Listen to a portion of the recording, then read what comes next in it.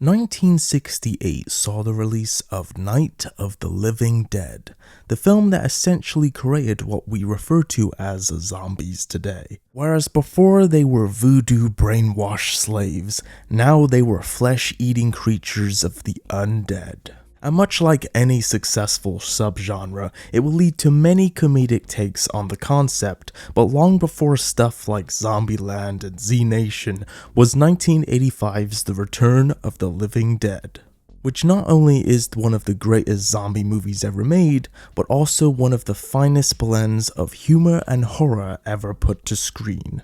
Greetings all you movie junkies and entertainment lovers, and welcome to another retrospective video. Today we're going to be talking about The Return of the Living Dead.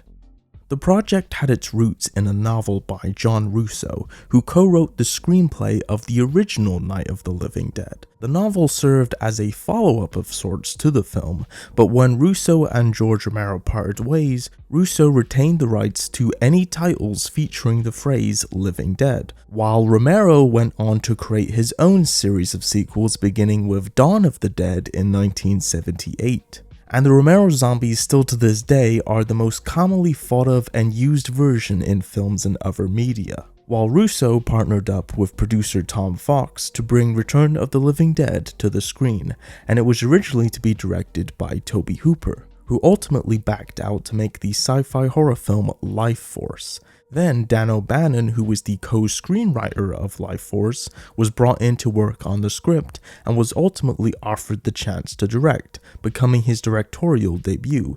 He accepted on the condition that he could radically rewrite the film to differentiate it from Romero's zombie films. The story is set in 1984 at the Unida Medical Supply Warehouse in Louisville, Kentucky, where foreman Frank tries to impress his new employee Freddy by showing him military drums of a toxic gas named trioxin, of which wound up in the basement of the building due to a delivery error made many years before, and that the film Night of the Living Dead was based on the true events. Did you see that movie, Night of the Living Dead? Yeah, that's the one where the corpses start eating the people, right? While referencing movies within movies is nothing new by today's standards, for 1985 this was pretty revolutionary and certainly very ahead of its time. After hitting the side of one of the drums to prove it is secure, Frank accidentally unleashes the toxic gas inside, which reanimates a cadaver stored in a meat locker, as well as a corpse stored inside of the barrel. With the help of their boss Bert, the three unsuccessfully tried to kill the reanimated corpse by puncturing the brain. I thought you said if we destroyed the brain, it'd die. It worked in the movie! Well, it ain't working now, Frank. You mean the movie line? And they discovered that every part of a zombie's body can survive independently on its own. They then try to incinerate the remains at the mortuary next door, inadvertently causing the deadly gas to contaminate the air, creating a toxic rainfall that reanimates the corpses in the nearby cemetery, which also happens to be where Freddy's punk friends are partying while waiting for him to get off work. They are then attacked by the re-emerging zombies as things continue to go from bad to worse to much worse. There are many things that make Return of the Living Dead so brilliant and unique. One of the most notable being its radical reinvention of zombies themselves. Instead of being these slow flesh eaters who can be easily killed in Romero's films, these zombies can speak, run, and specifically want to eat your brains. And the film even gives an explanation on why the zombies want to eat brains. Eating brains. How does that make you feel? It makes the pain go away. This aspect really manages to make the film stand out even today, and it surprises me that this take on zombies hasn't been used or attempted to be replicated more often, especially with how much of a beloved cult classic this film is. What makes this such a great and memorable movie is the mix of comedy and horror, and while the film is very dark, twisted, and has a gritty look to it, the comedic aspects still manage to work incredibly well as the situation continues to escalate further and further. The film never loses touch with either of its horror or comedy elements, and the awesome punk soundtrack not only fits the tone perfectly, but also manages to elevate the material even more. That combined with the great effects, set design, and incredible cast is what makes Return of the Living Dead an all-time great horror classic. And when the film was released in 1985, it was well received and a moderate box office success, and producer Tom Fox decided to personally bankroll the sequel in the hopes it would turn into a successful franchise much like Friday the 13th. Ken Wiederhorn was then hired to write and direct the film and wanted to increase the amount of humor that was seen in the first one. Actors James Karen and Thom Mathews, who played the medical supply warehouse employees Frank and Freddy, appear once again in Return of the Living Dead Part 2, but as different characters, this time playing grave robbers.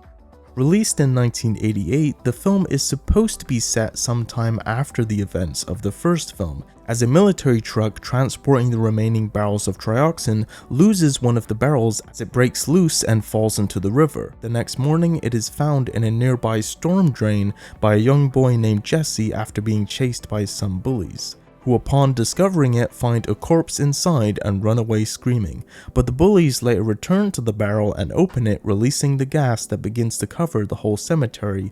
An acid rainfall then causes the trioxin to begin seeping into the ground and start reanimating the corpses. The film for the most part is the same setup as the first film with some minor differences, this time relocating the story to a more suburban setting and focusing a little more on comedy. Gone is the punk rockers and the more darker tone, instead a more lighter comedic and polished look, which gives the film a much less gritty feeling than the first. And while not being as iconic or memorable as the first, it certainly is far from being one of the worst horror sequels ever made, and manages to work well enough on its own, and the film was successful enough for yet another sequel to be put in the works, which would end up in the form of Return of the Living Dead 3, released in 1993.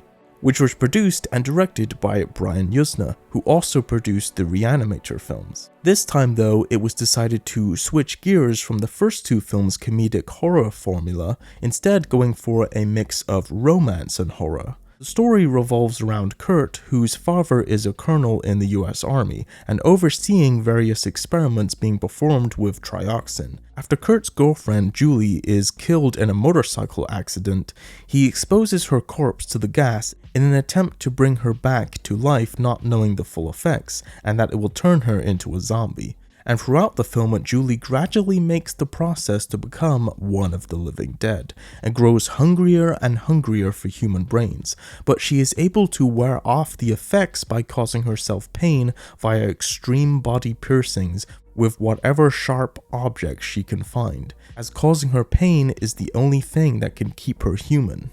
The film received a very limited theatrical release where it was a financial failure even on its very low $2 million budget, which is an even smaller budget than the first film. The lower budget does manage to bring back the more darker and gritty tone, and the new tonal direction overall makes this film much more unique and a slight improvement over the second film. But unfortunately, the Return of the Living Dead title likely contributed to its low box office earnings, as many people probably expected it to be the same story yet again.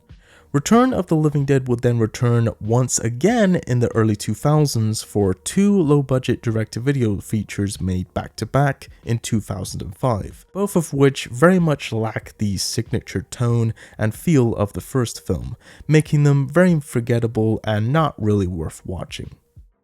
Overall, Return of the Living Dead is easily one of the all-time great horror movies of the 1980s, as it somehow managed to be both ahead of its time and very much of the time at the same time. And its signature blend of humor and horror with punk rock stirred into the mix is what gives it such a unique tone that just can't be found anywhere else. And the sequels, although being a bit of a mixed bag, show that the DNA of Return of the Living Dead could not easily be replicated and are really a testament to the greatness of the first film more than anything else, and in my opinion is the greatest movie ever made in the zombie genre. Thanks for watching this retrospective. Be sure to subscribe for more videos, and until next time, be sure to consume as much entertainment as humanly possible, and I will see you in the next video.